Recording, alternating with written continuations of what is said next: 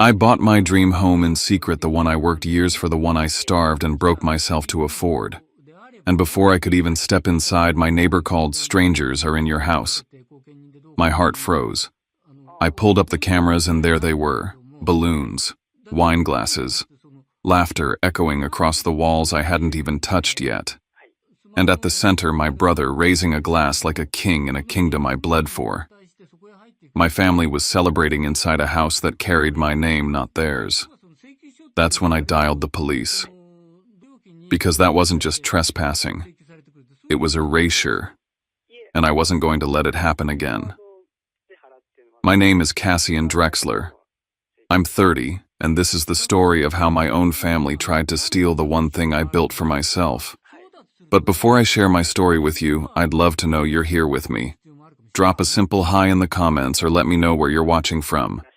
I love to see how far my story can reach. Sometimes just knowing someone is listening makes all the difference.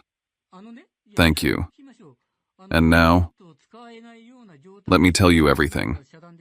And if my story resonates, please subscribe to this channel. Your support means the world. It reminds me that even when family turns their back, there are still people out there who care enough to listen. I stood before the black iron gates of Cedar Lake Estate with the new key pressed tight in my palm. The air smelled of wet leaves and pine, and for a moment I let myself breathe it in, tasting victory. This wasn't just a house. It was every sleepless night, every hour of overtime, every bowl of ramen I'd eaten to save a few dollars. It was the years of living on a hand-me-down couch in a one-bedroom apartment while everyone around me told me I was wasting my life.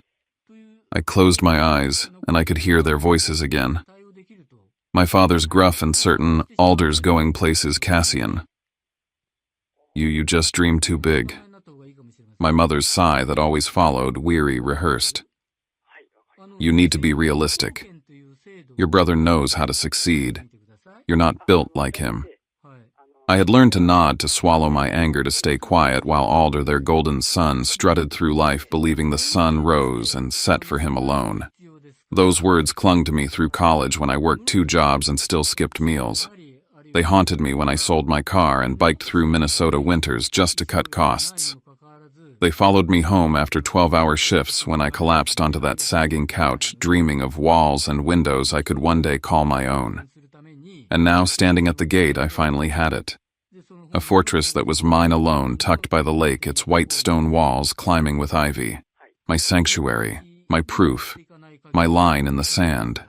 But as I slipped the key into the lock, I couldn't stop my hands from trembling. Not with excitement, but with the weight of doubt pressing in. Because I knew my family too well. Alder had stolen my toys as a kid, my clothes as a teenager, even my ideas as an adult.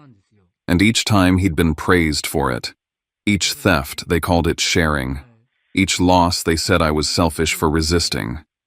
Now I had something bigger than toys or clothes. I had a house, and a voice in the back of my head whispered the question I didn't want to face. If they knew I had this, would they ever let me keep it? I pushed the door open and stepped across the threshold, breathing in the scent of fresh paint and polished wood. For a moment, it was quiet. Just me, my key, and the promise of peace. But then my phone buzzed loud and jarring in the silence. I glanced down at the screen. It was my neighbor, the one who lived across the lake road. I answered, and his voice came sharp, urgent. "Cassian, I don't want to alarm you, but there are people inside your house." My chest went cold. The seed of conflict had just been planted. I froze on the porch, my neighbor's words still ringing in my ear. "People inside my house." My house. What do you mean? I asked, my voice coming out flat. "They've been there all evening. Music kids running around, balloons. Looks like some kind of party." I ended the call with shaking hands and pulled up the security app on my phone. The screen flickered to life and my stomach dropped. There they were. Balloons strung across the living room beams, wine glasses, clinking laughter bouncing off my untouched walls. My hardwood floors I hadn't even walked on, scuffed by shoes that didn't belong. My kitchen counters littered with plates I hadn't set. And at the center of it all stood Alder Tall, grinning, raising his glass like a man christening a palace. His palace. Lyra, his wife, leaned against the marble island with the confidence of ownership, swirling wine like she'd chosen it herself. Their kids darted up the staircase, shrieking with joy as though they'd lived there for years. It hit me like a punch. This wasn't just trespassing. It was claiming. It was pretending. It was erasing me before I'd even begun. For a long moment I couldn't move. My body was numb, my head pounding with disbelief. All those years of sacrifice, all those nights alone, and this is what they do, the moment I turn my back. Shock turned to fury, hot and sharp. I could almost taste blood at the back of my throat. My fingers tightened around the phone. My sweat, my blood, my years, turned into the stage for their little party. I pressed the emergency dial, forcing my voice steady when the dispatcher answered. "This is Cassian Drexler. I'm the legal owner of a property on Cedar Lake Drive. There are intruders inside my home."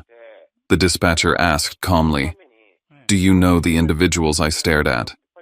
Alder's smug face on the glowing screen, his glass raised high. My voice dropped to a whisper edged with steel. "Yes, I know them. Too well." The call ended and I sat in my car across the street, eyes locked on the live feed. Inside, Alder's laughter filled the halls, a cruel echo of every time he had stolen from me before. But this time I wasn't a boy too small to fight back. This time I had the deed, the key, and the law on my side.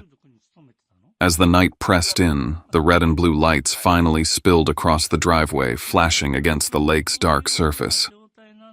The officers stepped out, their silhouettes moving toward the front door. Inside, on my phone screen, I saw sudden movement. Lyra scrambling to hide glasses, the children hushed and pushed upstairs. Alder walked to the door, still wearing that smile that once fooled everyone. But not me. Not anymore. The real confrontation was about to begin. The flashing red and blue lights spilled across the driveway, washing over the white stone walls like a warning. I stayed back, heart hammering, as two officers approached my front door. Inside, on the glowing feed of my phone, I saw Alder straighten his shirt and walk toward them, wearing the kind of smile I knew all too well, the one he'd used his entire life to talk himself out of trouble. The knock on the door echoed through the halls of the house that was supposed to be mine. Alder pulled it open and greeted them, as if he were welcoming guests into his rightful home. "Evening, officers," he said smoothly. "Can I help you?" The officers asked for proof of residence. Alder didn't flinch. He leaned on the doorframe, projecting ease, and said, "This is family property. We've lived here for years." His tone was casual, confident, the words rolling off his tongue as though rehearsed. Behind him, Lyra darted around, sweeping glasses off the counter, hissing at the children to run upstairs. Their laughter cut short.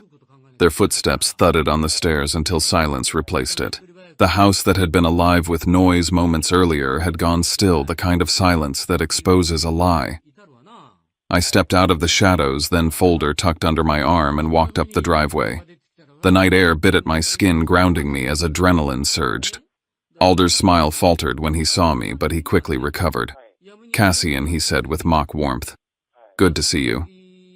"Officers, this is my brother. Well, he wouldn't have been able to buy this place without me." I clenched the folder tighter. "That's not true," I said, forcing calm into my voice. I handed the documents to one of the officers. Inside was every page, the deed with my signature, the mortgage agreements tied to my credit, the bank statements showing the transfer of my savings. Each page was a record of sacrifice, proof of every sleepless night and double shift. Alder tried again, his voice pitching higher, more defensive. "Ask him where the down payment came from. I lent him the money.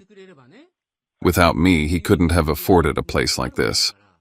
The lie stung, even though I had expected it. For a second, I felt 12 years old again, standing in the kitchen while Alder spun some story, and my parents nodded along, eyes fixed on me like I was already guilty.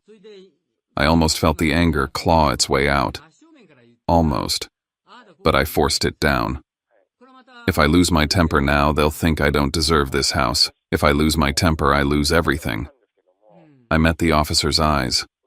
Every dollar is mine. I have the statements. I have the loan approval. He has nothing.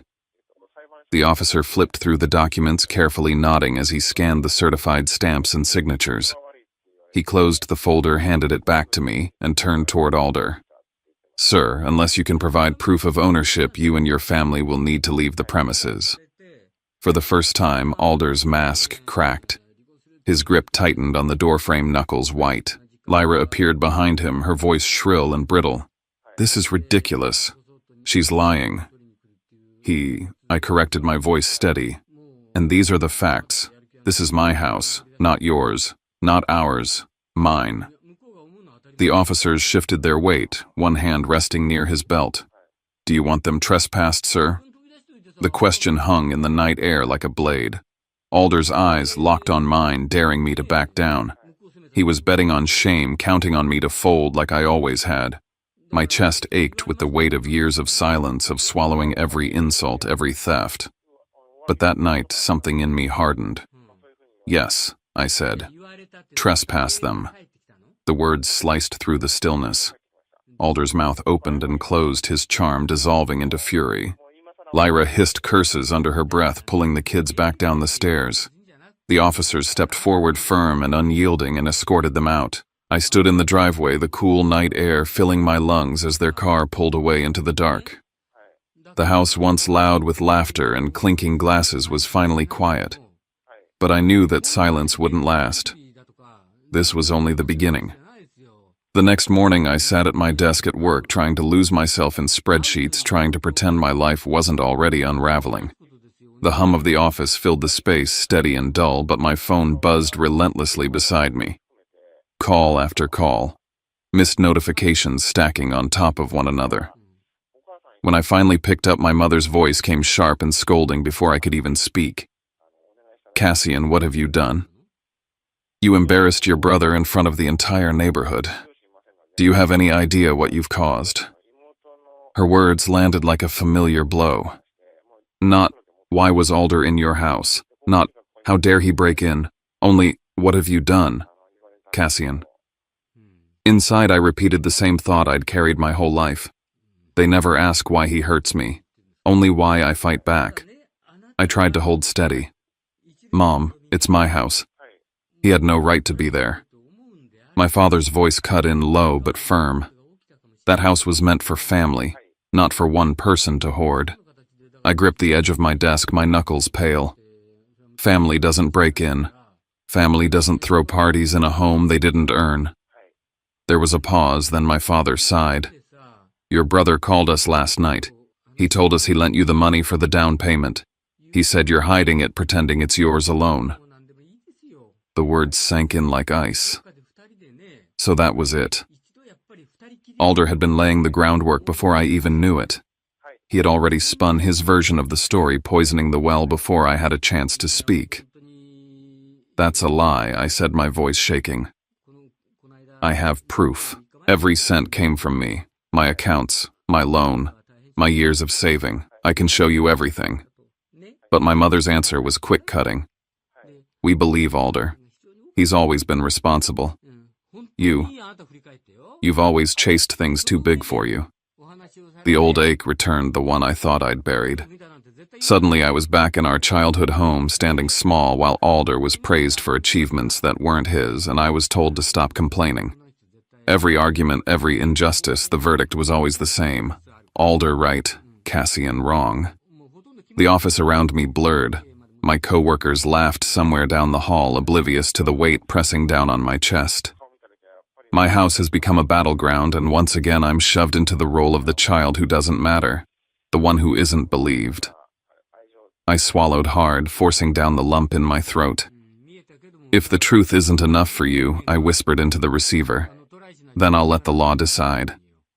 I ended the call, set the phone down, and realized my hands were trembling. Not from fear, from resolve. The battle wasn't over. It had just changed fields.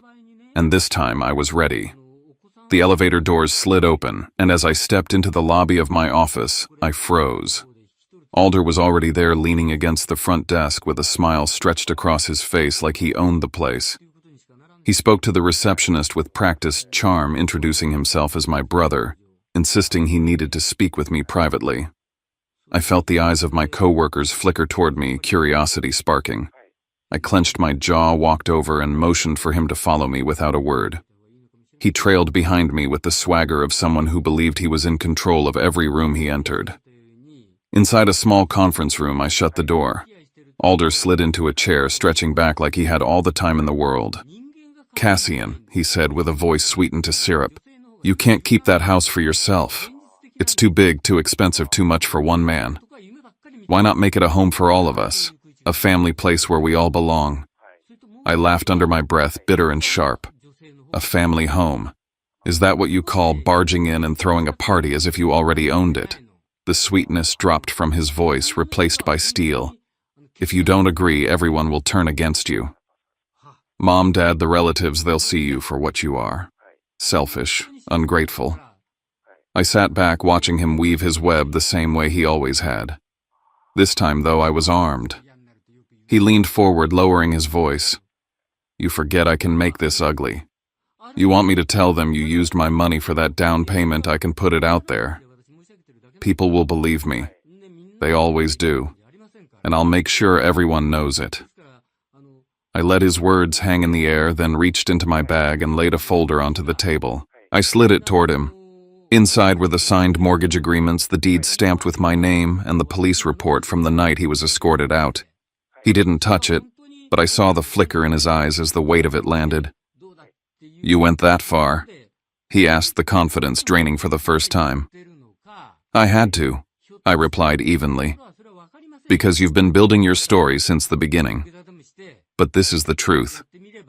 And the truth is heavier than your lies." His teeth clenched and his hands curled into fists on the table. "If this goes public, Cassian, it'll ruin everything. Mom and Dad's reputation, mine. Do you really want to be the one to burn down the family?" I leaned forward, meeting his eyes without flinching. If the truth burns down the family, then maybe the family was never built on anything real. For a long beat, we just stared at each other, the hum of the building's ventilation the only sound between us. Then Alder shoved back his chair so hard it rattled against the wall.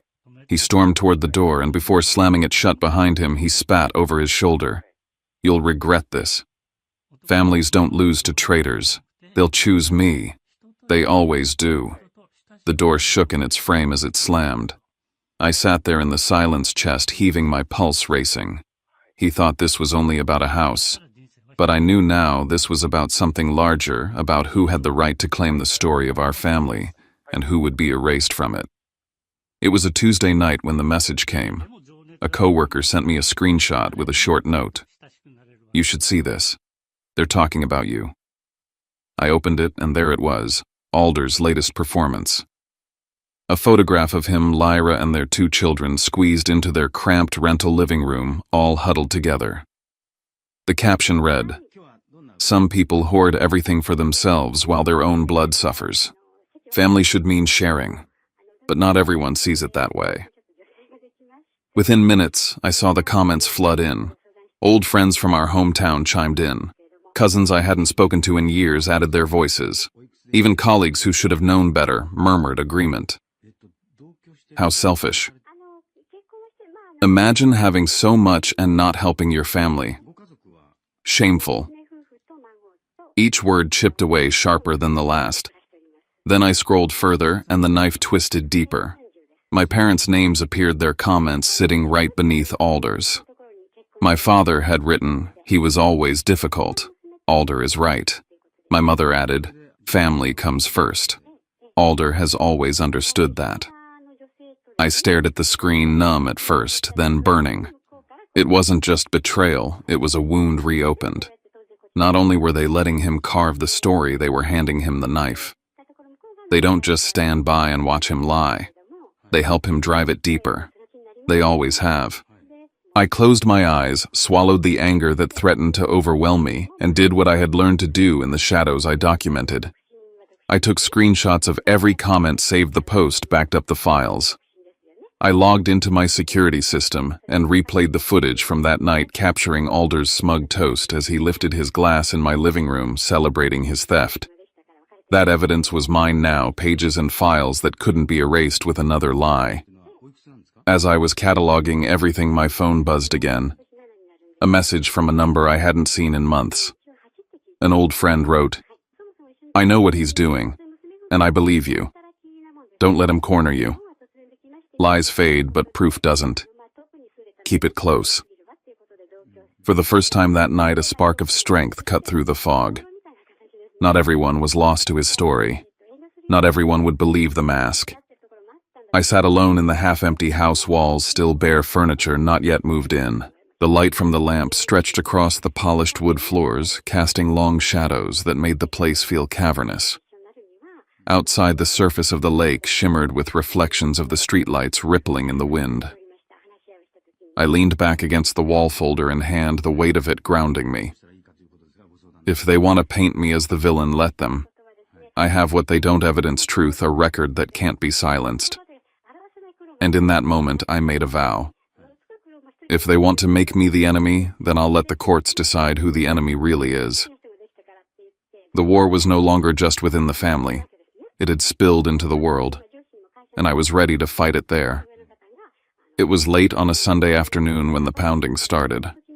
The knocks weren't polite or patient, they were fists against wood, insistent and heavy.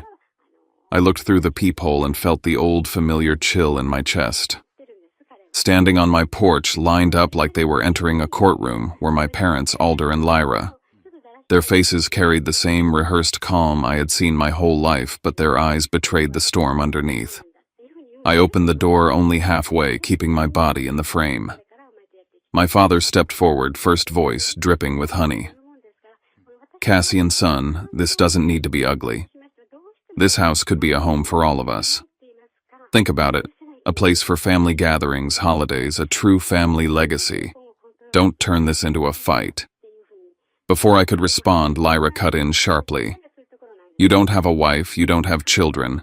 This house is too much for you alone. We need it more than you. Alder's kids deserve space to grow. What kind of brother would you be to deny them that?" I held their gaze, saying nothing, because I had learned that silence often said more than words. That was when Alder reached into his coat pocket and pulled out a folded piece of paper. He smoothed it out on his hand, showing me bold handwriting across the page. "Here's the agreement.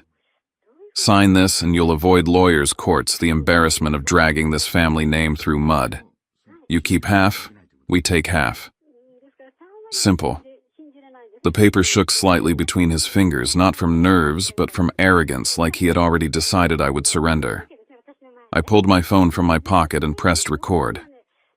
Holding it up, I said clearly, "Everything you've just demanded is being recorded." The color drained from their faces in unison. My father stiffened, my mother's lips parted in panic, Alder's jaw clenched. Lyra's eyes darted to the phone like it was a weapon, and in a way it was.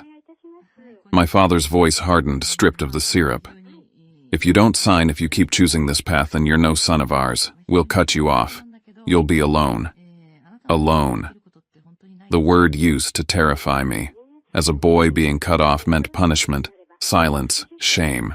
But standing there in the doorway of the house I had built for myself, I realized something new.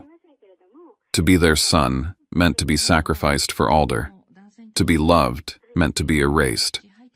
I straightened my back, my hand still steady around the phone. Then I guess I'll be alone.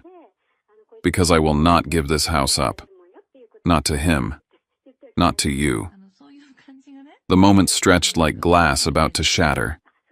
My mother's eyes brimmed with something like tears, but not regret, frustration. Alder stepped forward, fury etched into his features, but I closed the door slowly, firmly, until the latch clicked. Through the window, I watched them retreat, shoulders stiff, Alder gesturing angrily as they walked down the driveway. They had come to break me, to pull me back into the old role. Instead, I had ended the conversation on my terms. For the first time, I understood the battle was no longer a shadow war. It was out in the open now, and there was no turning back. The morning of the hearing, I stood on the courthouse steps with a folder pressed against my chest. It was heavy, not just with paper, but with every hour of work, every sacrifice, every insult I had swallowed to make this dream real. Inside were the mortgage papers, the deed stamped with my name, the police report from that night, the screenshots of Alder's posts, the saved footage from the security cameras. My arsenal. The courtroom smelled faintly of wood polish and dust. My family sat on the opposite side, dressed in their finest. Alder wore a sharp suit, his hair slicked back, his expression cool and confident. Lyra sat stiff beside him, arms crossed, eyes cutting toward me with disdain. My parents avoided my eyes altogether, their faces carved into stone. The judge entered and the session began. Alder's lawyer was quick to raise his voice, smooth and practiced. Your Honor, this house was not solely purchased by my client's brother. It was funded with family resources with my client's financial support. Cassian Drexler simply signed the paperwork as a formality. The true intent was always for it to serve as a family home. I stood when it was my turn, my heart pounding, but my voice steady. Every cent came from me, every paycheck, every wire transfer, every loan tied to my name. I lived on scraps to make this happen. I have the documents, and I have the evidence. I handed the folder to the clerk. The judge flipped through, nodding occasionally, then gestured for the projector to be set up. My chest tightened as the footage from my security camera filled the courtroom screen. There was Alder Glass raised, standing in my living room. His voice filled the room. Here's to us. Finally moving up in the world. The courtroom stirred. Murmurs rippled through the benches. Alder's lawyer tried to wave it off. That was clearly a joke, a casual toast taken out of context. But I wasn't done. I pulled out my phone and played another recording, the one from my doorstep just days earlier. On the speakers, Alder's voice rang clear, reading from the paper, demanding I sign over half the house while my parents threatened to disown me. The silence that followed was suffocating. My mother's face crumpled. My father looked away. Alder's mask cracked into anger. Lyra muttered under her breath, gripping the edge of the table. The judge tapped his gavel, once the sound echoing through the chamber. The evidence is conclusive. Cedar Lake Estate is the sole and lawful property of Cassian Drexler. All claims to the contrary are dismissed. The words landed like thunder. Relief surged through me, mingled with something heavier, vindication. I sat back down, chest rising and falling as if I had just run miles. Across the room, Alder glared, his jaw tight, but for the first time he had no words, no stories to spin. This fight had never been just about walls and a roof. It had been about a lifetime of being silenced, a lifetime of being overshadowed. And now, in front of strangers who could see through the lies, I had taken back not just my house, but my voice. When the gavel struck again to close the session, I knew something had shifted forever. I hadn't only defended my home, I had rewritten the balance of power in my family, and there was no undoing it. The courthouse still echoed in my mind as I walked away, the sound of the gavel sealing more than just a legal decision. By the time I returned to Cedar Lake, my phone was buzzing nonstop. Messages filled the screen, cousins, old friends, even coworkers who had doubted me. I'm sorry I believed him. You were right all along. I can't believe what Alder did. Each note was a strange mix of vindication and bitterness. They only believed me now when the stamp of the court told them to. Without the weight of a judge's word, I would still be the liar, the selfish brother, the problem. I scrolled through them until my eyes blurred. I set the phone down on the counter and let the silence of the house wrap around me. The quiet was heavy, but cleansing, a reminder that this space belonged to me alone. For the first time in weeks, there were no voices but mine. Alder disappeared from the internet almost overnight. His posts vanished, his page scrubbed clean. But I knew it didn't matter. I had every screenshot, every saved copy, every recorded frame. Nothing he erased could erase the truth. 2 days later, a relative I barely kept in touch with sent me an audio file.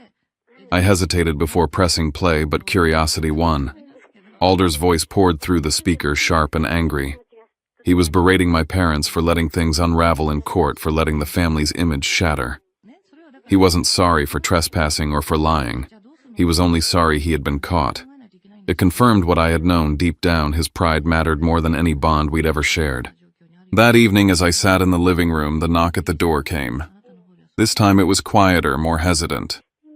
Through the window I saw my parents standing together, shoulders slumped, faces tired. I let them in. My father spoke first.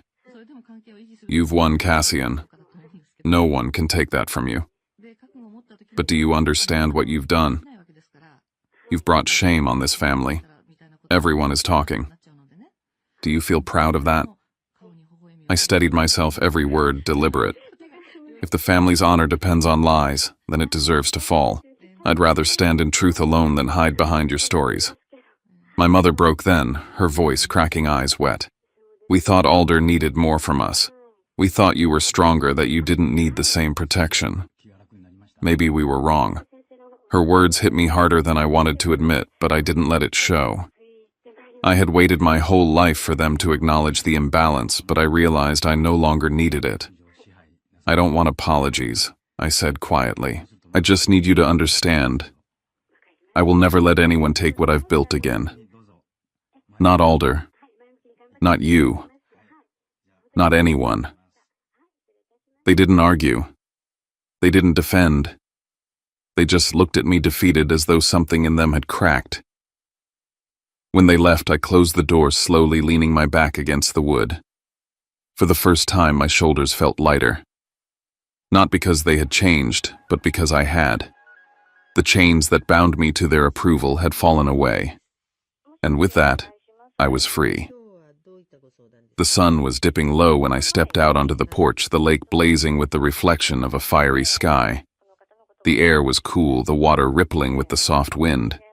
I sat on the steps watching the light stretch across the surface and thought back on the path that had brought me here. I remembered the nights of ramen and bitter coffee, the hours bent over overtime work, the bruises of exhaustion I wore like armor. I remembered signing the papers at the bank, my hands shaking but proud. And I remembered the shock of seeing Alder raising a glass in my living room as if it had always been his. The memories tumbled together as I walked through the house, touching the frames of doors, running my fingers along the fresh paint of the walls. Each room carried an echo. I saw the officers standing at the doorway, saw Alder's practiced smile, heard my parents demanding I sign away half of what I had earned. I felt again the tremor in my hands when the judge declared the house mine and mine alone. My phone buzzed on the counter. I glanced at it and saw a message from my father. Just 4 words. "We won't bother you." For the first time, it sounded like the truth. I set the phone down without replying. Silence had more meaning than any response I could send. I looked around at the room, still sparsely furnished but alive with possibility. The quiet no longer felt heavy or lonely. It felt safe, solid. I walked to the panel on the wall and turned off the security cameras. Not because I feared nothing could happen, but because I no longer needed to live in a state of vigilance. I finally trusted that what was mine would remain mine. I stood in the center of the living room and let the calm wash over me.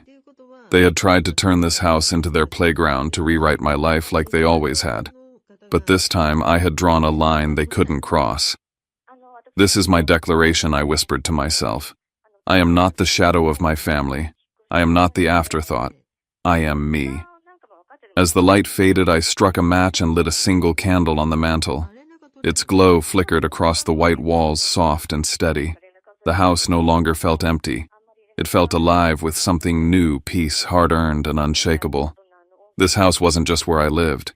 It was proof that I had finally claimed the right to tell my own story. And for the first time, I believed that story was truly mine. Sometimes we spend our whole lives believing that family is supposed to define who we are, that their voices are the ones that tell us whether we are worthy of love, respect, or even a place to stand. I believed that for far too long. I let their judgments bury me, I let their favoritism silence me, and I let their needs eclipse everything I worked for. But the day I stepped into Cedar Lake Estate with my own key in my hand, I realized that worth is not handed down by blood. It is built brick by brick, sacrifice by sacrifice, and in my case with every dollar scraped together through nights of exhaustion. My brother tried to take that from me. My parents stood behind him, and for a moment it felt like history repeating itself, like the boy I once was ignored, overshadowed, made invisible, was being dragged back into the present. but this time I didn't stay silent. I chose to fight. I chose to stand in truth even when it meant being called selfish, even when it meant being alone. And what I discovered is that solitude and honesty is far lighter than companionship built on lies. Now when I walk through my home, I see more than walls and windows. I see a line that will never be crossed again. I see proof that no matter how much someone tries to rewrite your story, you still hold the pen. That lesson has cost me, but it has also freed me. And if you are listening now, if you have ever felt like the black sheep, the one dismissed or doubted, I want you to know your voice matters. Your truth matters. What you build is yours, no matter how loudly others try to claim it. If my story resonates with you, please stay with me. Subscribe to this channel, share your thoughts in the comments, and let me know you're here. Sometimes knowing that someone is listening is the one thing that keeps us standing when the world calls us wrong. Your support reminds me, and maybe reminds you too, that none of us are truly alone in our fight to be heard. Thank you for being here and thank you for listening.